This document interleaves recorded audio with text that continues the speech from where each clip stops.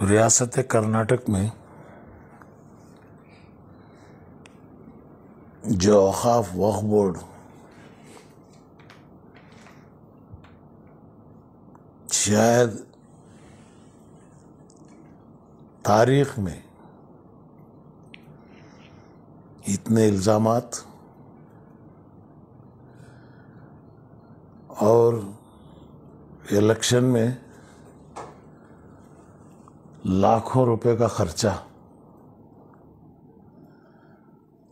मुतवल्लियों के वोट को खरीद कर जो इलेक्शन चला, क़यामत के आसार में सबसे बड़े आसार हैं।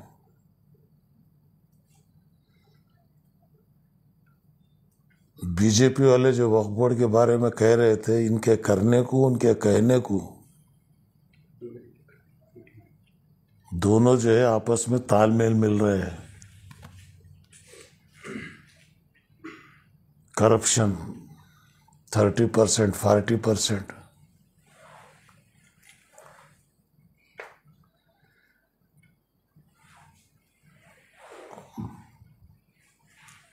रियासत कर्नाटक की हुकूमत से चीफ मिनिस्टर सिद्धरामैया साहब को शायद इन चीज़ों का पता नहीं है, तो जैसे उनको पता चला चेयरमैन का इलेक्शन पोस्टपोन हुआ।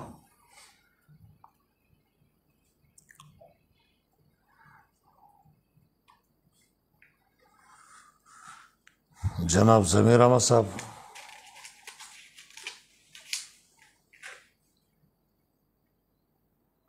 मेरे अच्छे दोस्त भी हैं। मैं ही उनको सियासत में लाया जनता पार्टी के थ्रू।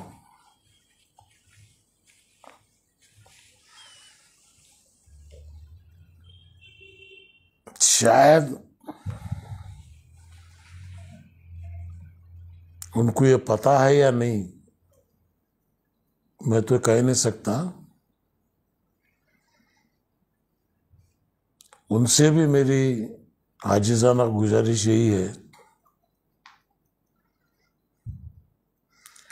कि आप इस कौम का कुछ अच्छा करना चाहते हैं तो पिछले 10 साल की वक्फ बोर्ड की कारगुजारी की सीओडी से इंक्वायरी कराइए।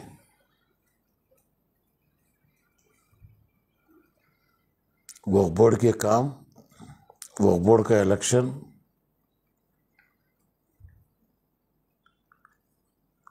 आखिरकार ये कहीं न कहीं कौम को जो सबसे बड़ा सवाल है, इसका जवाब मिलना जरूरी है।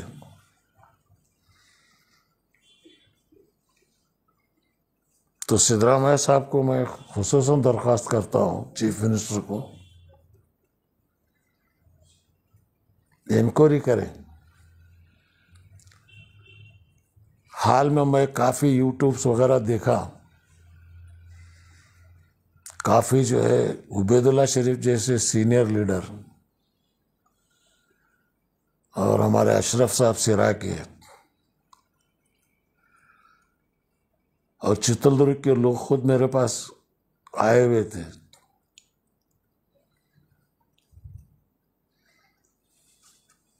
इतने एलिगेशंस, हालांकि मैं सुन के दंग रह गया। सियासत के अंदर करप्शन चलता है, लेकिन अल्लाह के घर और अल्लाह के नाम के पैसे, मस्जिद के पैसे, कब्रिस्तान के पैसे, इसमें अगर घपला अगर शुरू हुआ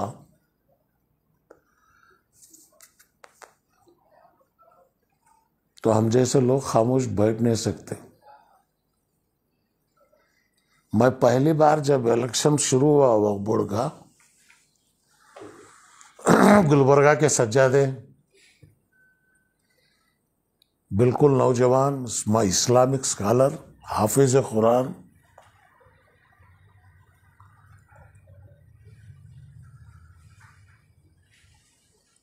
वो जब नॉमिनेशन डाले तो उनके खिलाफ जब कैंडिडेट्स आए तो मैं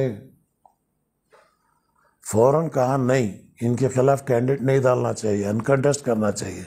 हुआ नहीं तो मैं खुद मैदान में उतरा। पूरे रियासत घूमने के बाद जो है अल्लाह ताला जो है उनको कामयाब बनाया। अब जहां का चेयरमैनशिप का है, जो नॉमिनेशन किए हैं, लिस्ट को देख के हैरान भी हुआ, ताज्जुब भी हुआ। चीफ मिनिस्टर से मेरी गुजारिश है,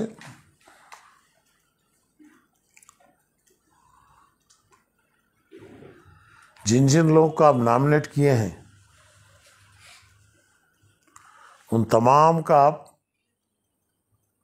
इंटेलिजेंस से रिपोर्ट मंगाइए। उनके अखलाक, उनके किरदार, कौन कितने पैसे वक्फ बोर्ड से ग्रांट लिया, कैसा इस्तेमाल किया, कितने करोड़ लिया, कहाँ पर जो है वो इस्तेमाल हुआ, इसका हिसाब किताब क्या है,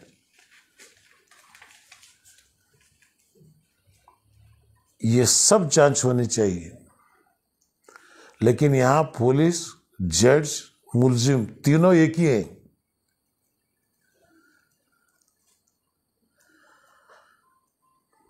तो मैं इस उम्र में खामोश बैठूंगा नहीं। पूरी रियासत के अंदर मुझे उतरना पड़ेगा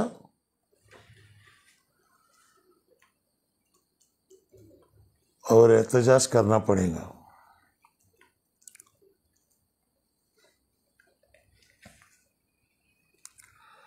तमाम कौमी इदारों से मेरी अपील है, सब इलेक्शन के टाइम पे फतवे देते हैं,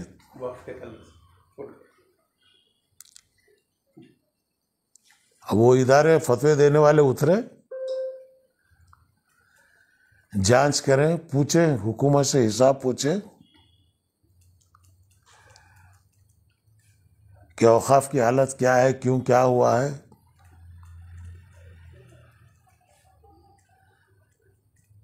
उन तमाम को मैं कहता हूं,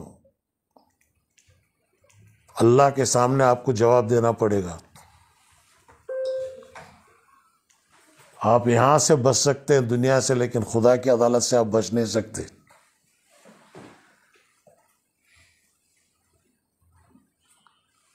हजरत उस्मान गनी रज़ी अल्लाह ताला अन्हु का वक्फ 1400 साल पहले हुआ, आज भी चल रहा है मदीना शरीफ के अंदर, मक्के के अंदर।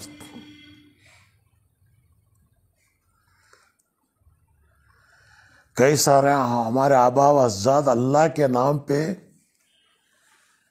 वक्फ किए हैं, खैरात किए हैं। ऐसी चीजों में खाने वाले शायद शैतान भी शर्मा रहा होगा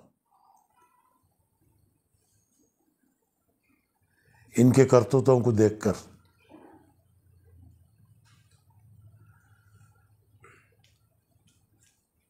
इंशाअल्लाह इन तमाम हजरात से अनकरीब मैं एक मीटिंग बुलाऊंगा और मिलूंगा, और आगे का राय अमल तय करेंगे हम लोग।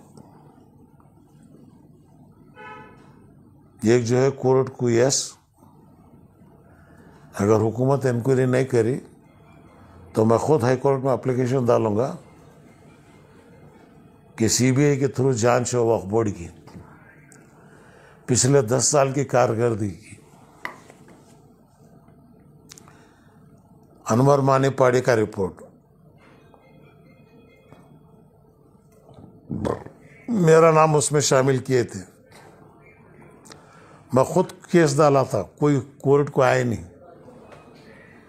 मैं आज भी कहता हूं, मुझे मिलाकर सीबीआई इंक्वायरी करो।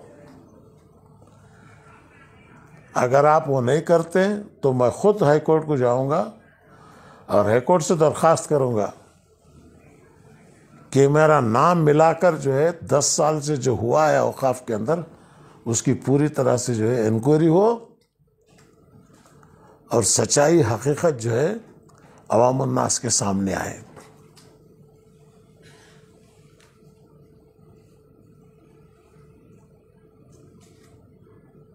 और बजट हमारे एमएलए से, मिनिस्टरों से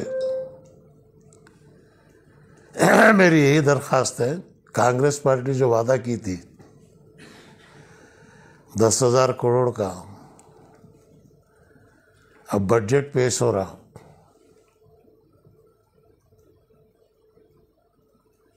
3.5 लाख करोड़ का बजट है, 20% हमारी आबादी है, दलित को 30,000 करोड़ है, बैकवर्ड को 20,000 करोड़ है, उनको 18% मिल रहा है, 10% मिल रहा है, हमको सिर्फ 3% लो।